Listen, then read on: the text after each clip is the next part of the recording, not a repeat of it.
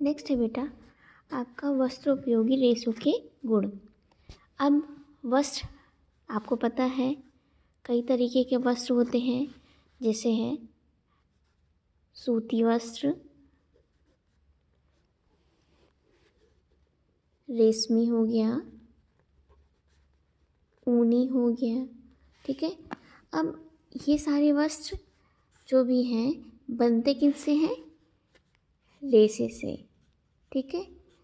रेशे के बारे में बताया था कि ये वस्त्र पहले क्या है, कोई भी वस्त्र अगर बना है तो पहले क्या है, कोई एक रेशा है। रेशा बाद में रेशे से मिलकर क्या बना है, कई सारे रेशे मिलके धागा बनाते हैं। ठीक है। ये धागों की बुनाई जब हम करते हैं, कई सारे धागों की को आपस में सटा करके बुन करके जब हम बुनाई करते हैं तो वस्त्र तैयार होता है। और इन वस्त्रों में कई प्रकार से इनकी सिलाई करके, इनकी कटिंग करके हम परिधान तैयार करते हैं। ठीक है। ये चीज़ हमने आपको बताई थी, तब जाके किसी भी प्रकार का कोई एक परिधान तैयार होता है, ये सारी चीज़ें मिला करके। ठीक है। अब हम पढ़ेंगे कि अगर एक रेशा है, कोई भी वस्त्र बन किससे रहा है, रेशे से बन रहा है। अब अगर कोई रेशा बन है तो उसमें क्या गुण होने चाहिए, किस तरीके का रेशा होना चाहिए।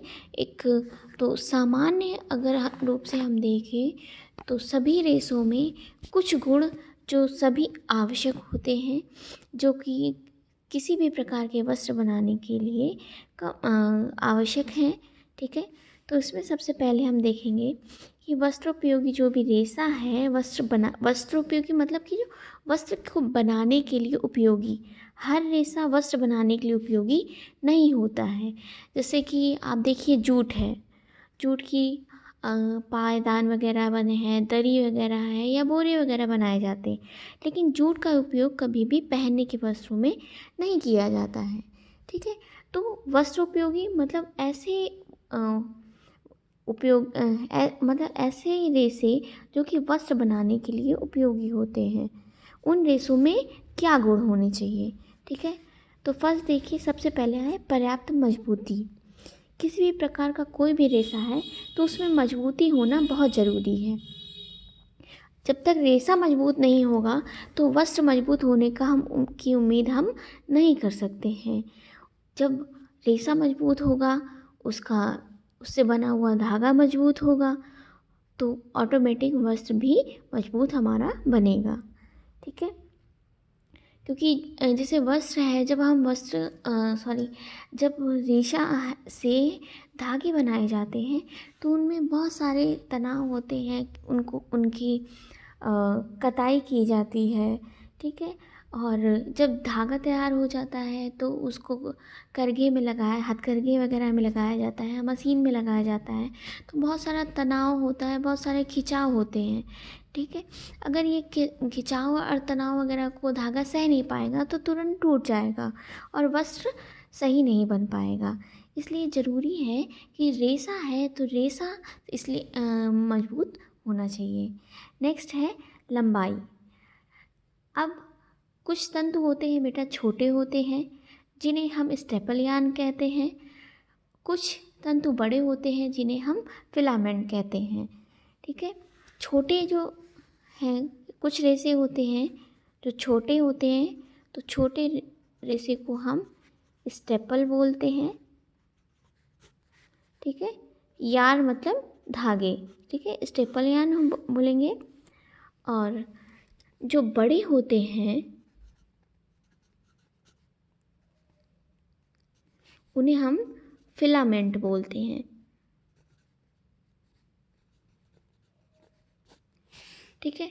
अब इसके लिए छोटे और बड़े तो एक चीज़ है कि कुछ रेशे छोटे होते हैं, कुछ रेशे बड़े होते हैं, लेकिन छोटे रेशे में भी इतनी लंबाई होनी चाहिए कि वो आपस में एक दूसरे पे जब हम कताई करें तो वो आपस में एक दूसरे से सट सकें।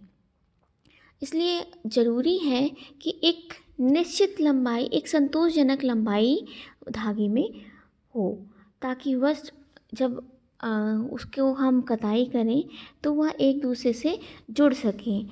इसके अलावा जब तंतु की लंबाई, तंतु मतलब रेशा, अगर जब तंतु की लंबाई या उसकी मजबूती सही होगी तो वो आपस में एक दूसरे से जुड़ते हुए चले जाएंगे। तो वस्त्रों की जो सतह है, जो धागा है, वो चिकना तैयार होगा और सुंदर होगा। तो ऐसे धागे से जब वस्त्र तैयार होगा तो ऑटोमेटिक है वस्त्र भी सुंदर और चिकना बनेगा। ठीक है, नेक्स्ट है लचीलापन। अब वस्त्रों जो भी धागा है उसमें एक लचीलापन होना चाहिए। जैसे कि अगर आप स्केल ले लीजिए, तो स्केल बहुत ज़्यादा अगर हार्ड होती है तो वह थोड़ा सा झुकाव पड़ने पर टूट जाएगी। लेकिन तो अगर लचीलापन है तो थोड़े से अगर हम हाथ लगाते हैं, थोड़ा सा उसे झुकाते हैं तो इतनी जल्दी टूटेगा नहीं। सेम यही चीज़ धागे में है। अगर धागे में लचीलापन होगा तो अगर हम थोड़ा सा तनाव या थोड़ा सा भी हम धक्का देंगे तो वो टूटेगा नहीं। अगर बहुत ज़्यादा हार्ड होगा तो वह तुरंत टूट जाएगा, क्योंकि पहले ही बताया आपको कि धागा बनाते समय बहुत सारा तनाव होता है, बहुत तरीके से उसको खींचा जाता है और उसको आपस में सटाया जाता है। ठीक है, कताई की जाती है। इसलिए इन सब प्रोसेस में के लिए ज़रूरी है कि धागे में लचीलापन हो। ठीक है, नेक्स्ट है प्रत्यास्थता और प्रतिस्कंदता। ठीक है, अब पहले आप देखिए प्रतिस्कंदता। इसका मतलब क्या है कि कोई भी अगर हम रेशा ले रहे हैं तो वह अपने, जैसे कि अगर आप वूल को लीजिए, ऊन को लीजिए, ऊन को आप ऐसे मुट्ठी में बंद करेंगे तो वह क्या होगा, सिकुड़ जाएगा, एक मुट्ठी में आपके पूरी आ जाएगा। और वापस से जब आप उसको खोल देंगे तो वैसे ही वो पुराने जैसे आपने पहले लिया था मुट्ठी में बंद करने से पहले, सेम ये वैसा ही हो जाएगा। तो क्या है, ये कहलाती है प्रतिस्कंदता। मतलब कि उसमें जब वो आपस में हम उसको दबाते हैं तो वह एक तरह से सिमट जाता है, और जब हम उसको छोड़ते हैं तो वह अपनी जैसे जो उसकी पूर्व स्थिति होती है वह उसमें आ जाता है, अपना वो आयतन परिवर्तित कर लेता है। ठीक है, तो ये कहलाती है प्रतिस्कंदता। इसका क्या प्रयोग है, अब बहुत सारे जैसे जो भी कपड़ा है हम उसको कैसे भी टांग दे रहे हैं, कैसे भी तहा दे रहे हैं, वो वैसा ही बना रहेगा। जैसे कि वूलन कपड़े हैं आपके, आप स्वेटर वगैरह देखिए तो उसमें क्या होता है, आप उसको कैसे भी रख दीजिए, आपको जल्दी कभी उसमें प्रेस करने की ज़रूरत नहीं पड़ती है। क्यों? क्योंकि उसमें प्रतिस्कंदता का गुण बहुत अधिक है। वूल जो है, जो ऊन है, ऊनी जो है, ऊन का जो रेशा है उसमें क्या है, प्रतिस्कंदता का गुण सबसे ज़्यादा होता है।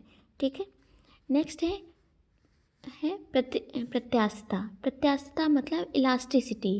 जैसे कि आप एक इलास्टिक को लीजिए, उसको बढ़ा दीजिए, जब आप बढ़ाएंगे तो वह बढ़ जाएगी, और जैसे ही हम उसे छोड़ देंगे वो वापस से अपनी स्थिति में आ जाएगी।